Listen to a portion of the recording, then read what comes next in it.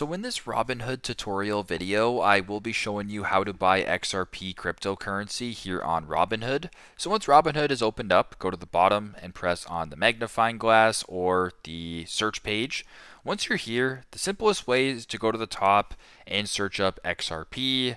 Then select it, and then you're on this screen. If for whatever reason it's not appearing or you just don't want to do that, you can go to market cap and scroll by market cap. You can scroll down. Right now it has the 5th highest market cap. You can select it. It'll bring you to the same screen. Once that's done, go to the bottom, press on the green buy button. Then type in the amount of XRP you want to buy. So if you want to do $10, I'll do $10 as an example, then press review. Then you can review the amounts that you're buying, the fees, and the total cost. And if this looks good, go to the bottom, swipe up to submit to proceed with the transaction. So that is how you guys can buy XRP cryptocurrency on Robinhood. Thanks again for watching and hope this helps.